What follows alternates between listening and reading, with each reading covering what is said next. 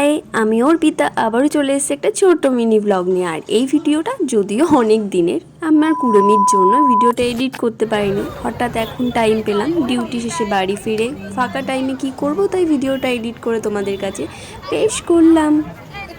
এবার আমি ভিডিওর টপিকে আসি। সেদিন আমরা ভিডিওতে কি করেছিলাম সেটাই তোমাদেরকে আজকে বলবো। সেদিনকে আমি ডিউটিতে গেছিলাম বিকালবেলার দিকে। তখন আমি ভেবেছিলাম এই মেলাতে আমাকে আজকে যেতেই হবে, কারণ প্রথম রথে অল্প একটুখানি মেলা ঘুরে আমি প্রচণ্ড ভিড় বলে তাড়াতাড়ি বাড়ি চলে এসেছিলাম। কিন্তু উল্টো রথে আমরা পুরো মেলাটা সবাই মিলে একসাথে এনজয় করতে করতে ঘুরেছি। আর এদিকে এনাকে দেখছো, ইনি তো এখন কেনাকাটা শুরু করে দিয়েছে, আর আমরা এখনও ভিড়ের মধ্যে কিভাবে পুরো মেলাটা ঘুরবো সেটার ভাবনা চিন্তা করে যাচ্ছি। আর এদিকে উনি তার নতুন বাড়ির জন্য নতুন নতুন জিনিসপত্র কেনার ভাবনা চিন্তা করছে। আমরা ভাবছি আগে আমরা একটু মেলাটা ঘুরে নিই, তারপর জিনিস কিনবো। না, তার তো হবে না। সে এইদিকে একবার দেখে, ওদিকে একবার যায়, এই করতে করতে ধাক্কাধাক্কি করতে করতে আমরা কিন্তু লাস্টে মেলার অর্ধেক পৌঁছেই গেলাম। আর আমি ভাবছি, কারণ এই রথের মেলাতে এত গাছ বিক্রি হচ্ছে, আমি ভাবছি এখানে আমরা রথের মেলাতে না এসে আমরা গাছের মেলাতে চলে এসেছি। আর চারিদিকে লোকজনকে দেখছো, এক একজনের হাতে এক একটা সুন্দর সুন্দর গাছ। আর এই দেখো, এই গাছগুলো এত সুন্দর লাগছিল দেখতে।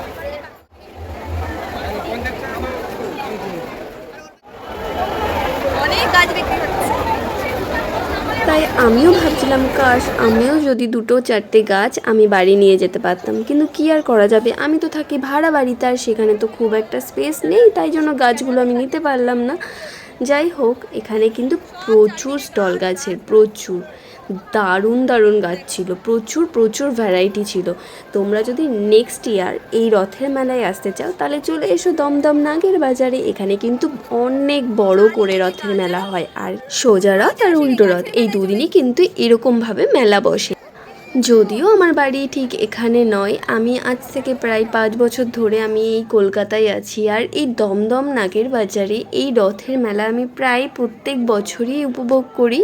আর এত সুন্দর চারিপাশে এত লোকজনের ভিড় আমার বেশ ভালোই লাগে, কারণ সারাদিন এই ক্লান্তি কাজ এইসবের বাইরেও কোথাও গিয়ে আমি শান্তি পাই। আর চারিদিকে এত লোকজনের ভিড় আমার বেশ ভালো লাগে।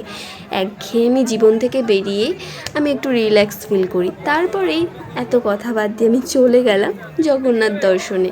আর এখানে যে এত ভিড় যে সেখানে গিয়ে প্রসাদ নেওয়ার জন্য এত মারামারি ধাক্কাধাক্কি করে আমাদেরকে অবশেষে আমরা হাতে সেই প্রসাদটা পেয়েই গেলাম। আর দেখো হাতে আমরা কি প্রসাদ পেয়েছি, আর এইটুকুনি প্রসাদই আমরা সবাই মিলে ভাগযোগ করে খাবো, কারণ আমরা সেরকমভাবে হাতে পাইনি প্রসাদ সবাই।